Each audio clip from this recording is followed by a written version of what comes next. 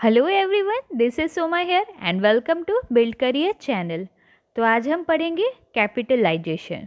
तो जैसा कि आपने थंबनेल में देखा ही होगा, हम पढ़ने वाले हैं कैपिटलाइजेशन। साथ में डेफिनेशन को देखेंगे, मीनिंग समझेंगे, एक्सप्लेनेशन देखेंगे और इसके टाइप्स को भी आज हम कवर करेंगे। तो आज मैं सिर्फ ओवर कैपिटलाइजेशन को एक्सप्लेन करूँगी, इसकी क्या रीजंस होते हैं, क्या इसके इफ़ेक्ट हैं, कैसे इसको सही कर सकते हैं, मतलब रिमेडीज़ क्या है, और साथ में एग्जाम्पल भी हम देखने वाले हैं। नेक्स्ट क्लास में हम देखेंगे अंडर कैपिटलाइजेशन क्या होता है, उसके सारे रीजंस इफेक्ट हम कवर अप करेंगे विथ एग्जाम्पल। तो चलिए स्टार्ट करते हैं आज की क्लास। उससे पहले चैनल पर न्यू हो तो चैनल को सब्सक्राइब करना, बेल आइकन को ज़रूर क्लिक करना, तभी आपको नोटिफिकेशन मिलेगी। और हाँ, कुछ प्रॉब्लम हो या फिर कोई इंक्वायरी हो तो आप कमेंट कर सकते हो, और अगर वीडियो पसंद आए तो लाइक शेयर करना। ओके, चलिए स्टार्ट करते हैं। तो सबसे पहले हम स्टार्ट करेंगे डेफिनेशन से कैपिटलाइजेशन की। तो बहुत सारे जो इम्पोर्टेंट लोगों ने, बहुत सारे जो फेमस पर्सनालिटीज़ हैं, उन्होंने हमें क्या प्रोवाइड किया है, डेफिनेशंस प्रोवाइड की है कैपिटलाइजेशन की। तो हम देखते हैं डॉरिस की डेफिनेशन से हम स्टार्ट करते हैं। क्या है डॉरिस की definition? Capitalization is the total accounting value of the capital stock surplus in whatever form it may appear and long term debt। मतलब क्या है? कैपिटलाइजेशन क्या है? टोटल अकाउंटिंग वैल्यू है किन चीज़ों की? कैपिटल स्टॉक की, सरप्लस कोई भी फॉर्म में हो, और long term depth. WH husband और DC डॉकरेरी, उन्होंने क्या कहा है? उन्होंने कहा है कैपिटलाइजेशन क्या है? कैपिटलाइजेशन का मतलब है कि वो क्या क्या इंक्लूड करेंगे कैपिटलाइजेशन में? Amount of capital to be raised, जो अमाउंट कैपिटल रेस की जा रही है, securities which is to be raised, और रिलेटिव प्रोपोर्शन किनकी? सिक्योरिटीज़ की, वेरियस क्लासेस ऑफ सिक्योरिटीज़ की जिनको इशू किया जा रहा है, और क्या है? Administration of capital. इन सारी चीज़ों को कैपिटलाइजेशन में वो इंक्लूड कर रहे हैं according to WH husband and DC Dockeray. तो एक इम्पॉर्टेंट नाम याद रखिएगा, बहुत ही इंपॉर्टेंट नाम है, पियर्सन एंड हंट। क्या नाम है? Pearson and Hunt. तो इन्होंने क्या डिफाइन किया है कि the term capitalization is used to mean the total of the fund raised on a long term basis, whether debt, preferred equity or common equity. The common equity of course includes all values belonging to that interest and not merely stated value of the common stock। तो उन्होंने क्या कहा है capitalisation के बारे में? Pearson और Hunt ने कहा है कि कैपिटलाइजेशन को, इनका कैपिटलाइजेशन का क्या मतलब है? कैपिटलाइजेशन का मतलब है वो सारे फंड जो कि रेस्ट किए जा रहे हैं, किस बेसिस पे? लॉन्ग टर्म की बेसिस पे जो फंड रेस किए जा रहे हैं, चाहे वो डेप्थ हो, प्रिफर्ड हो, इक्विटी हो या फिर कॉमन इक्विटी हो। तो ये सारे जो वर्ड्स हैं, जो सारे टर्म्स हैं, इनको, ये सारे कैपिटलाइजेशन में इंक्लूड होंगे। कैपिटलाइजेशन में क्या क्या इंक्लूड होंगे? लॉन्ग टर्म डेप्थ होंगे, और क्या क्या होगा? प्रेफर्ड इक्विटी और कॉमन इक्विटी, ये सारे इंक्लूडेड होंगे। हम चलेंगे नेक्स्ट स्लाइड में, हम चलेंगे तो हम समझेंगे भी। तो ये सारे तो क्या थे? डेफिनेशंस थे। अब हम देखेंगे, समझते हैं इजी लैंग्वेज में मीनिंग कि कैपिटलाइजेशन का क्या मतलब है। कैपिटलाइजेशन, ये वर्ड डिराइव होती है वर्ड कैपिटल से। हम समझते हैं कैपिटल से कैपिटलाइजेशन आई है, मतलब हमें पहले कैपिटल को समझना होगा।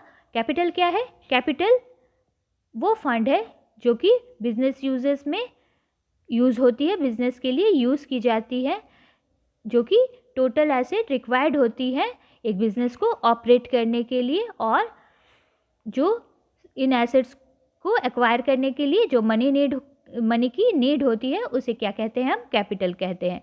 तो जो कैपिटल है, मतलब अगर हम अकाउंटिंग टर्म में समझेंगे तो कैपिटल का क्या मतलब होगा? कैपिटल का मतलब होगा net worth of the company. Capital का क्या मतलब होगा? Net worth of the company. तो नेटवर्थ का क्या मतलब है? नेटवर्थ का मतलब है कि सारी assets minus liability, net worth equal to assets minus liability. तो इकोनॉमिस्ट, बहुत सारे इकोनॉमिस्ट हैं, मैंने आपको जैसे पहले ही बताया कि डॉरिस ने, हस्बैंड ने, डकरी और पियर्सन हंट, इस तरह से बहुत सारे इकोनॉमिस्ट ने अलग अलग डेफिनेशंस हमें प्रोवाइड की है।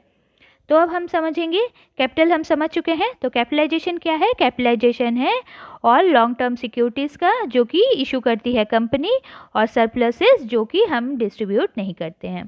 कैपिटलाइजेशन क्या है? कॉम्बिनेशन है ओनर्स कैपिटल का, बोरोड कैपिटल का, और क्या इसका मतलब क्या है? Total fund invested in the company, share capital, debenture, loan etcetera. तो मैं बहुत बार कैपिटलाइजेशन आपको बता चुकी हूँ, आई होप आपको ये पॉइंट क्लियर हो रहे होंगे। तो चलिए नेक्स्ट स्लाइड चलते हैं। कैपिटलाइजेशन इक्वल टू, देखिए मैंने यहाँ पे आपको क्लियरली एकदम क्रिस्पी वे में आपको समझा दिया है कि share capital plus debenture capital, long term borrowing और फ्री रिजर्व, तो ये आ गए कैपिटलाइजेशन के पार्ट हो गए। तो कौन कौन से पॉइंट हमें रिमेंबर रखने हैं, क्या याद रखने हैं हमें कि क्या क्या कंटेंट हो गए कैपिटलाइजेशन में? कुछ भी शेयर की जो डिफरेंट क्लासेस ऑफ शेयर होंगे वो वैल्यू इंक्लूड होंगे, जैसे कि ऑर्डिनरी और प्रेफरेंस शेयर, ऑर्डिनरी और प्रेफरेंस शेयर आ जाएंगे, सारे शेयर्स आ जाएंगे, सारे सरप्लसेस इंक्लूड हो जाएंगे, वेदर वो कैपिटल हो या फिर अर्नड हो, और वो डिस्ट्रीब्यूशन के लिए अवेलेबल नहीं होने चाहिए। थर्ड पॉइंट क्या है? बॉन्ड्स और डिवेंचर्स जो कि इशू करती है कंपनी बट इसे रिडीम अभी नहीं किया गया है, उन सारों को भी, उन सारी की वैल्यूज़ को भी हम यहाँ पे इंक्लूड करेंगे, और लॉन्ग टर्म लोन को भी हम यहाँ पे इंक्लूड करेंगे। तो ये सारे जो मैंने आपको पॉइंट बताए, क्या क्या इंक्लूड करेंगे? शेयर्स को इंक्लूड करेंगे सारे क्लासेस के, और क्या इंक्लूड करेंगे? सारे सरप्लसेस के जो कि डिस्ट्रीब्यूशन के लिए अवेलेबल ना हो। थर्ड पॉइंट क्या है? थर्ड पॉइंट है वो बॉन्ड और डिवेंचर जिनको कि कंपनी ने इशू किया है बट उसे अभी रिडीम नहीं किया गया है, इसको भी हम इंक्लूड करेंगे। और क्या इंक्लूड करेंगे? लॉन्ग टर्म लोन्स को इंक्लूड करेंगे। तो ये सारे आ गए, इंक्लूड हो जाते हैं कैपिटलाइजेशन में, ये कैपिटलाइजेशन के पार्ट होते हैं। तो कैपिटलाइजेशन की एस्टिमेशन की जाती है, कंपनी को ज़रूरत होती है कैपिटल रिक्वायरमेंट को एस्टिमेट करने के लिए। तो बहुत सारे पॉइंट्स को ध्यान में रखना पड़ता है कंपनी को अगर उसे अपनी कैपिटल रिक्वायरमेंट को एस्टिमेट करनी हो। तो एस्टिमेशन के लिए क्या क्या रिक्वायरमेंट होती है? एक्सपेंसेस और प्रमोशन। चलिए हम सारे पहले पॉइंट को देख लेते हैं कि कौन कौन से पॉइंट है। Expenses of promotion, cost of fixed asset, cost of current asset, cost of financing, cost of fictitious asset, cost of development. तो ये सारे पॉइंट हमें ध्यान रखने पड़ते हैं, कंपनी को ध्यान में रखनी पड़ती है कैपिटल रिक्वायरमेंट की एस्टिमेशन करने के लिए। तो चलिए पॉइंट्स को समझते हैं। एक्सपेंसेस ऑफ प्रमोशन, ये क्यों ज़रूरी है, इसे एस्टिमेट करना क्यों ज़रूरी है? क्योंकि अगर कंपनी एक न्यू कंपनी हो तो उसे बहुत सारे खर्चे होते हैं, किस लिए?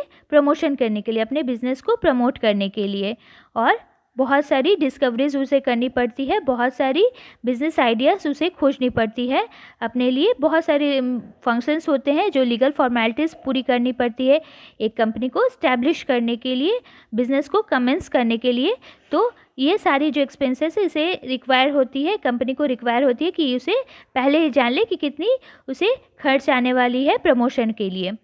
Cost of fixed assets, fix asset की जो कॉस्ट है उस पर क्या क्या आ जाएगी? फिक्स एसेट जैसे कि लैंड बिल्डिंग हो गई, प्लांट मशीनरीज हो गए, फर्नीचर्स हो गए, इन सारे की रिक्वायरमेंट, कितनी कैपिटल की रिक्वायरमेंट है इसकी भी एस्टिमेशन एक कंपनी को पहले ही लगाने ली पड़ती है। ये सारे पॉइंट उन्हें ध्यान में रखने पड़ते हैं। कॉस्ट ऑफ करेंट एसेट, कितनी कैपिटल की रिक्वायरमेंट है करेंट एसेट को अक्वायर करने के लिए, उसे फिनेंस करने के लिए। तो करेंट एसेट्स में कैसे क्या क्या आ गए? जैसे कि स्टॉक्स हो गई, डेटर्स, और क्या क्या आ गए? BR मतलब bills receivable, debtors bill receivable, BR, और क्या क्या आ गए? Prepaid expenses. इसी तरह से जो भी करेंट एसेट्स हैं इन सारे को इन सारे की जो फाइनेंसिंग करनी पड़ती है कंपनी को, तो उनको ध्यान में रखना पड़ता है कि इन सारे को फाइनेंस करना है हमें, तो कितनी एस्टिमेशन आएगी इसकी जो कैलकुलेशन पहले ही एक कंपनी को कर लेनी चाहिए।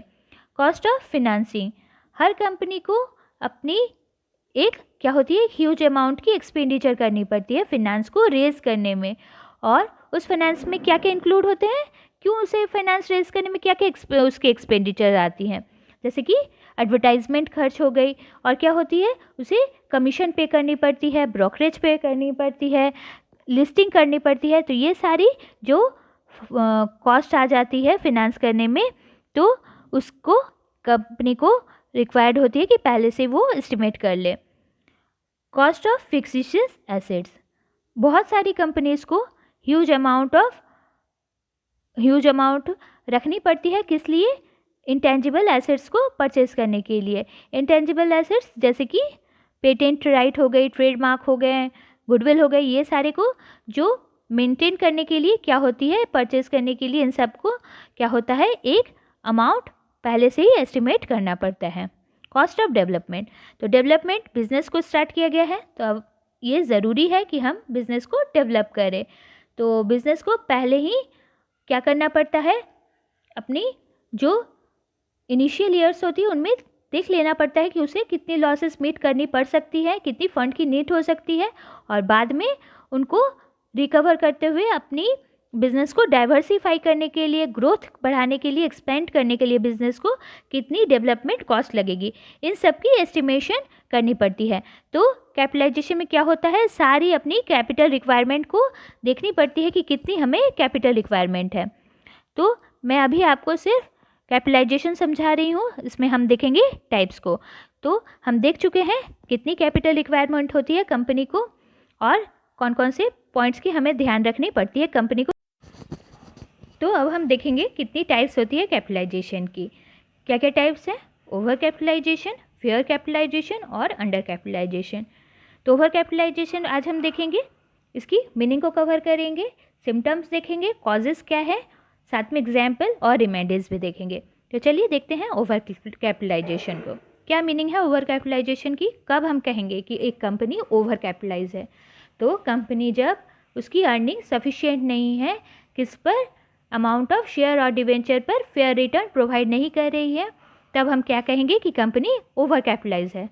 दूसरे शब्दों में अगर कहेंगे इजी लैंग्वेज में, तो क्या है, कंपनी की पोजीशन नहीं है कि वो अपनी जो शेयर्स और डिवेंचर्स है, कंपनी की पोजीशन उस टाइम पे अनेबल है, वो ऐसी पोजीशन पे नहीं है कि कंपनी पे कर पाए डिविडेंड और इंटरेस्ट शेयर्स पर और डिवेंचर्स पर एट अ फेयर रेट में, तो हम क्या कहेंगे, ओवर कैपिटलाइजेशन। तो शेयर्स पर हम क्या प्रोवाइड करते हैं, डिविडेंड प्रोवाइड करते हैं, और डिवेंचर पर इंटरेस्ट प्रोवाइड करते हैं।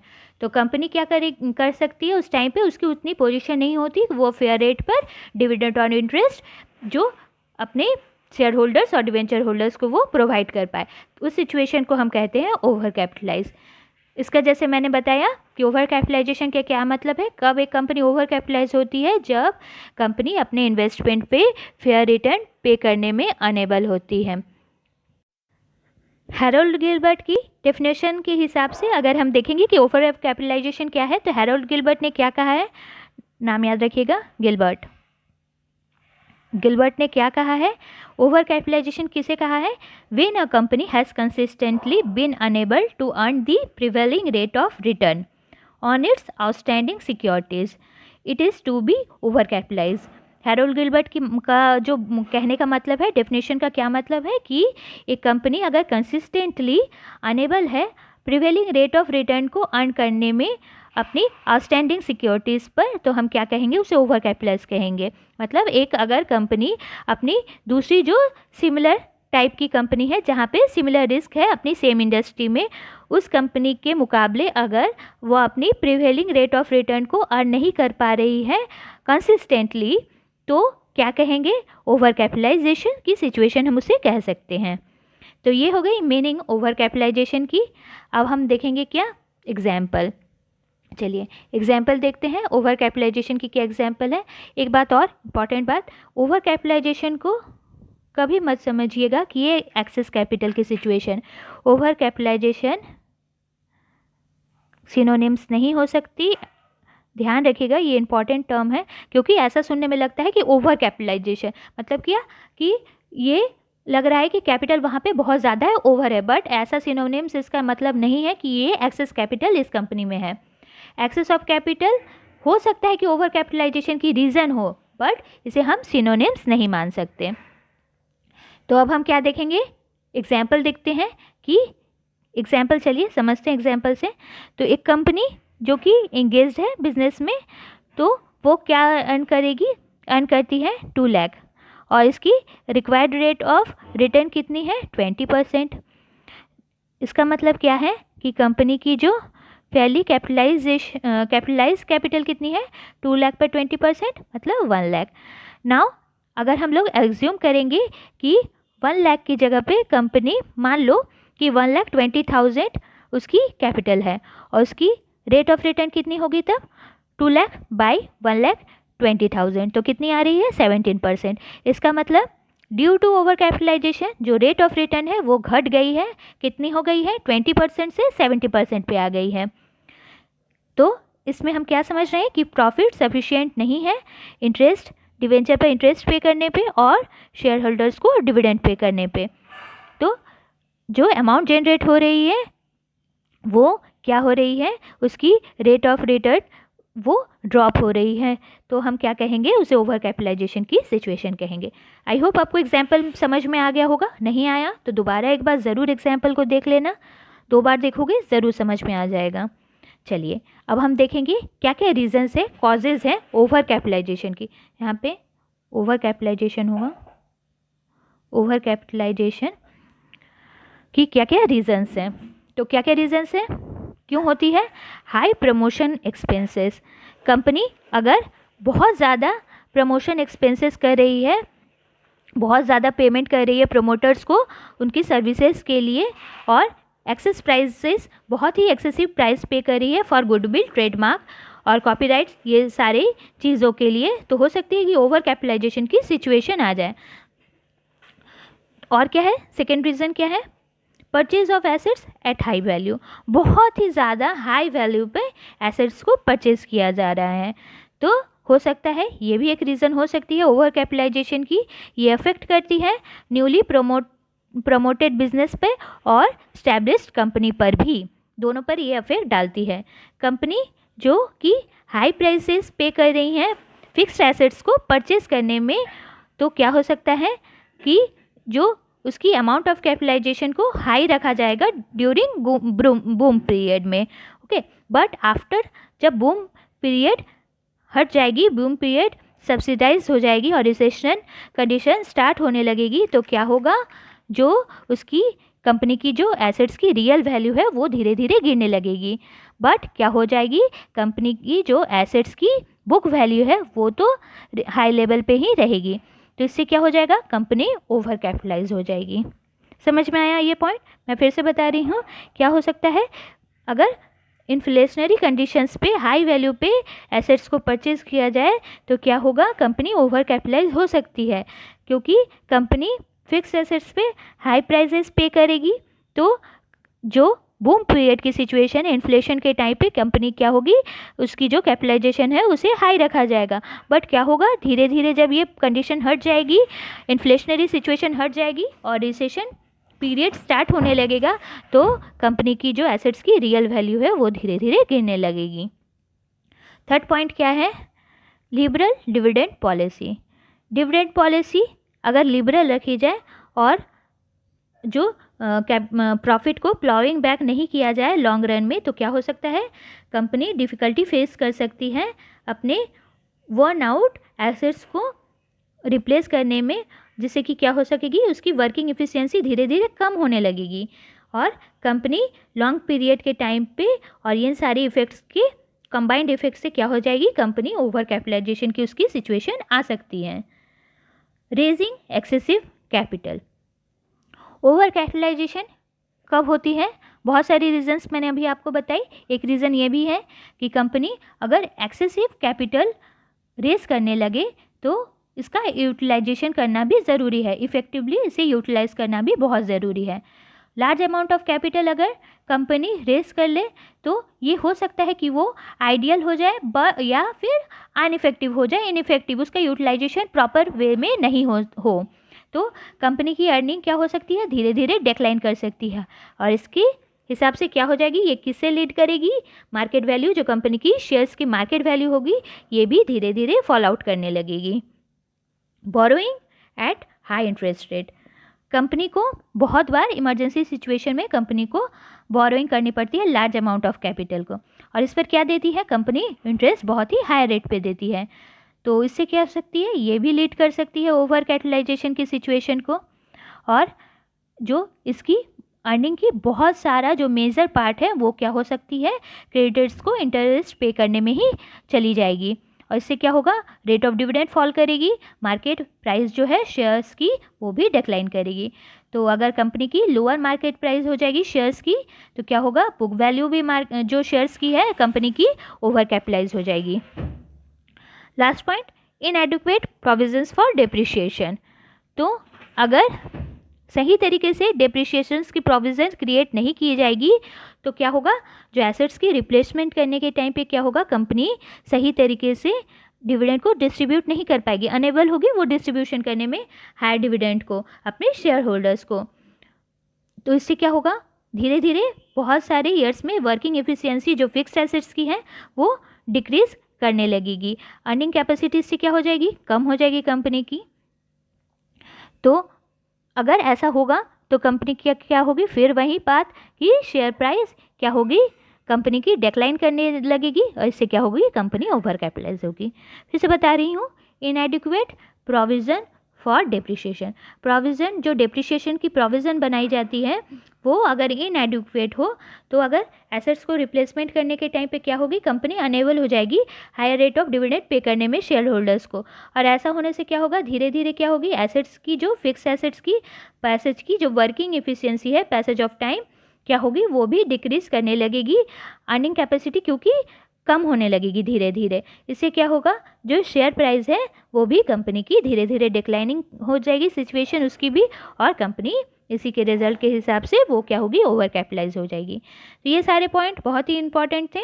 और भी दूसरे पॉइंट है, जैसे कि अगर company high rate of taxation provide कर रही है, या फिर कंपनी बहुत ही जो इनकरेक्ट कैपिटलाइजेशन रेट अगर वो अप्लाई कर रही है, या फिर रॉन्ग एस्टिमेशन कर रही है फ्यूचर अर्निंग की, लो प्रोडक्शंस हो रहे हैं, तो ये सारी रीजंस भी आ जाती हैं जिनके कारण से क्या होती है, कंपनी ओवर कैपिटलाइज होती है। चलिए नेक्स्ट देखते हैं, इसके इफ़ेक्ट क्या है, ओवर कैपिटलाइजेशन की इफ़ेक्ट क्या होती है, चलिए हम देखते हैं। तो ओवर कैपिटलाइजेशन की सिचुएशन आ जाती है तो क्या होती है, कंपनी बहुत सारी बुरी सिचुएशन को फेस करती है। डिसएडवांटेजेस कंपनी के लिए क्या है, इफेक्ट की जगह पे डिसएडवांटेजेस भी आप कह सकते हो। क्या डिसएडवांटेजेस हो जाती हैं, वांटेजेस, तो कंपनी की क्या होती है, जो मार्केट प्राइस है वो क्या होती है, शेयर्स की जो मार्केट प्राइस है धीरे धीरे क्या होती है, गिरने लगती है। मैंने बहुत बार आपको बताया पहले ही कि कंपनी की जो शेयर की वैल्यू होती है और गुडविल उसकी डिक्रीज करने लगती है। अर्निंग कैपेसिटी डिक्रीज हो जाती है, तो इससे क्या होता है, जो लार्ज मेजॉरिटी ऑफ इन्वेस्टर्स होते हैं वो अपने कॉन्फिडेंस को लूज़ करने लगते हैं उस कंपनी पर। इससे क्या होता है, शेयर्स की जो मार्केट वैल्यू है वो धीरे धीरे कम होने लगती है, और जो कंपनी की फाइनेंशियल स्टेबिलिटी वो भी क्या होती है, स्टेबल नहीं रहती है। इससे कंपनी अपने गुडविल को भी सेटबैक करने में बहुत ही सफ़र करती है। कंपनी की गुडविल भी इम्पैक्ट करती है। मैंने जैसे बताया, अगर शेयर्स की मार्केट वैल्यू डिक्रीज हो जाती है तो क्या होती है, अर्निंग कैपेसिटी उसकी, अगर फाइनेंशियल स्टेबिलिटी नहीं रहती कंपनी की तो इससे क्या होती है, गुडविल भी कम हो जाती है, कंपनी की गुडविल धीरे धीरे डिक्लाइन करने लगती है। इससे क्या होती है, मार्केट वैल्यू भी कम हो जाती है। तो सारे पॉइंट एक से एक रिलेटेड है। The company reputation has also decline, market value अगर गिर गई, गुडविल हट गया तो क्या होगी, रेपुटेशन भी कंपनी की जो है वो कम होने लगती है। Shares of the company will not come in the market easily, अगर मार्केट प्राइस शेयर्स की गिर जाती है, गुडविल नहीं रहती उस कंपनी की, तो क्या होती है, जो कंपनी की शेयर्स है मार्केट में भी वो ईजिली नहीं आ पाती है। अर्निंग भी लो हो जाती है। और क्या होता है इससे, कंपनी को return on capital is low. Company को जो कैपिटल होती है, रिटर्न ऑन कैपिटल भी कम हो जाती है। और भी बहुत सारी डिसएडवांटेजेस आ जाती है फॉर अ कंपनी, जैसे कि जो अगर वो कैपिटल को ऑब्टेन करना चाहे तो उसमें भी उसे डिफ़िकल्टी फेस करनी पड़ती है, क्योंकि जो इन्वेस्टर्स होते हैं उनकी जो डिविडेंड होती है वो धीरे धीरे कम होने लगती है, तो कंपनी के ऊपर कॉन्फिडेंस उनका चला जाता है। तो इससे क्या होता है, अगर वो एक्वायर करना चाहे अपने एसेट्स को, कोई न्यू एसेट्स को वो परचेस करना चाहिए या फिर कुछ इम्प्रूवमेंट लानी चाहे कंपनी में, तो क्या होता है, वो इशू करना चाहता है शेयर्स और डिवेंचर्स, पर उसे डिफ़िकल्टी फेस करनी पड़ती है अपने कैपिटल को सही तरीके से रेज करने में। लोन्स के लिए भी उसे डिफ़िकल्टी फेस करनी पड़ती है, इसीलिए क्योंकि कंपनी की गुडविल जो होती है डाउन होने लगती है सही तरीके से अर्निंग नहीं हो पाने के कारण। तो क्या होता है, लोन्स भी उसे डिफ़िकल्टी फेस करनी पड़ती है लोन्स को भी ऑब्टेन करने में। और क्या हो सकता है, कॉम्पिटिटिव स्ट्रेंथ की भी लैकेज हो जाती है, लिक्विडेशन की डिमांड ज़्यादा हो जाती है, ओवर कैपिटलाइज कंपनी एबल नहीं होती वो अपने प्रिंसिपल लोन अमाउंट को और इंटरेस्ट उसके ऊपर इंटरेस्ट पे करने पे। तो क्रेडिटर्स क्या करते हैं, चाहते हैं कि फुलफिल, वो क्या करना चाहते हैं, वो फोर्सफुली क्या करते हैं, डिमांड करते हैं फोर्सफुली कि कंपनी को लिक्विडाइज कर दिया जाए, क्योंकि कंपनी एबल नहीं है उसके इंटरेस्ट और फुल अमाउंट को पे करने में। इसीलिए जो उसके क्रेडिटर्स हैं क्या चाहते हैं कि लिक्विडाइजेशन की सिचुएशन उस कंपनी में आ जाए। तो ये तो हो गई कंपनी के लिए डिसएडवांटेज। कुछ डिसएडवांटेजेस शेयर होल्डर्स के लिए भी हैं, रिलेटेड है एक दूसरे से। उन्हें क्या होता है, डिविडेंड लो अमाउंट में मिलता है, और क्या होती है, शेयर्स की मार्केट वैल्यू गिर जाती है, कंपनी को रीऑर्गेनाइजेशन की नीड होती है या फिर लिक्विडाइज हो जाती है, और क्या होता है, इनकरेजमेंट की ज़रूरत होती है स्पेकुलेटिव गैम्बलिंग के सिचुएशन में। क्या होता है, इनकरेजमेंट टू स्पेकुलेटिव गैम्बलिंग, मतलब क्या है, अगर शेयर्स की लो प्राइस शेयर्स हो जाते हैं, मार्केट वैल्यू गिर जाती है ओवर कैपिटलाइजेशन की सिचुएशन में, तो क्या होती है, ये जो इन्वेस्टर्स के लिए एक गैम्बलिंग की सिचुएशन बन जाती है। मतलब उन्हें पता नहीं रहता कि क्या होने वाली है, वो सिर्फ स्पेकुलेशन ही कर सकते हैं। तो रियल इन्वेस्टर्स जो रहते हैं कंपनी में, वो उनकी जो अमाउंट है, उनकी जो इन्वेस्टमेंट है वो सफ़र कर सकती है। तो ये तो हो गई इफ़ेक्ट्स, कुछ डिसएडवांटेजेस जो कंपनी भी फेस करती है और इसके इन्वेस्टर्स भी फेस करते हैं। चलिए अब हम देखते हैं क्या क्या रेमेडीज़ है जिनके थ्रू ओवर कैपिटलाइजेशन की सिचुएशन को ख़त्म की जा सकती है। रिडक्शन इन फंडेड डेप्थ, जो फंडेड डेप्थ है, फंडेड डेप्थ की सिचुएशन है, तो अगर ओवर कैपिटलाइजेशन की सिचुएशन को कंट्रोल करना है तो कंपनी को क्या करना पड़ेगा, अपने फंडेड डेप्थ को, उसकी अमाउंट को रिड्यूस करना पड़ेगा। कैसे करना पड़ेगा, रीऑर्गेनाइजेशन के थ्रू। कंपनी को रीऑर्गेनाइजेशन करने की नीड है, डिवेंचर और बॉन्ड को इमीडिएटली रिडीम करना चाहिए, और उसके बाद उसकी जो एक्यूमुलेटिंग अर्निंग होगी उससे वो अर्निंग को ध्यान में रखनी चाहिए या फिर न्यू इश्यूज़ करने चाहिए। तो ये रिमेडीज़ हो सकती है। सेकंड हो सकता है reduction in face value and paid up value of equity share, जो कंपनी की शेयर्स की, इक्विटी शेयर्स की फेस अप वैल्यू है या फिर जो पेड अप वैल्यू है, तो वो भी रिड्यूस कर देनी चाहिए। Reduction in numbers of shares, numbers, अगर कंपनी ऐसी सिचुएशन फेस कर रही है तो क्या करनी चाहिए, कंपनी को अपनी शेयर्स की नंबर्स में रिडक्शन करनी चाहिए। इससे क्या होगा, क्या करना चाहिए, कंसोलिडेट करना चाहिए शेयर्स को, और इससे क्या होगा, शेयर होल्डर्स हो सकते हैं कि वो अपने शेयर्स को, एक शेयर्स को दे वापस कंपनी को दे दे और सेम अमाउंट कर ले एक्सचेंज इन सेवरल शेयर्स। तो ऐसा हो सकता है, अर्निंग पर शेयर इससे बढ़ सकता है without effecting the amount of capitalization. और क्या हो सकता है, रिडम्पशन ऑफ प्रेफरेंस शेयर को रिडीम किया जा सकता है, और इससे क्या होगा, क्योंकि ये high rate of dividend carry करता है, इससे अगर ऐसा किया जाए तो हो सकता है कि ओवर कैपिटलाइजेशन की सिचुएशन कम हो जाए। थर्ड ऑल नेक्स्ट पॉइंट क्या है, प्लॉविंग बैक ऑफ प्रॉफिट। इनिशियल अगर स्टेज है ओवर कैपिटलाइजेशन की, तो कंपनी अपने इसको प्रॉब्लम को सॉल्व कर सकती है through ploughing back of profit. इससे क्या हो सकता है, जो डिविडेंड की डिस्ट्रीब्यूशन है उसे कुछ सालों के लिए अगर रोक दी जाए और प्रॉफिट को प्लॉइंग बैक कर ली जाए तो क्या होगा, इससे कंपनी की जो रियल वैल्यू है वो इंक्रीज़ होगी, एक्स्ट्रा बर्डन पर रिसोर्सेज पे नहीं पड़ेंगे, और मैनेजमेंट मेकआउट कर सकती है कि वेस्टफुल एक्सपेंडिचर ना हो, और इससे कंपनी की एफिशिएंसी बढ़ सकती है। तो ये सारी रेमेडीज हो गई ओवर कैपिटलाइजेशन की। आई होप आपको ओवर कैपिटलाइजेशन अच्छी तरह से समझ में आ गया होगा। मैं नेक्स्ट क्लास में आपके लिए अंडर कैपिटलाइजेशन को लाऊंगी, इसी तरह से मैं समझाने वाली हूँ विद एग्जाम्पल। साथ में मैं फेयर कैपिटलाइजेशन को भी आपको क्लियर आउट करूँगी। उसके बाद हम देखेंगे इसकी क्या क्या थ्योरीज है कैपिटलाइजेशन की। तो अगर क्लास पसंद आए तो प्लीज़ लाइक शेयर करना। Thank you for watching this class.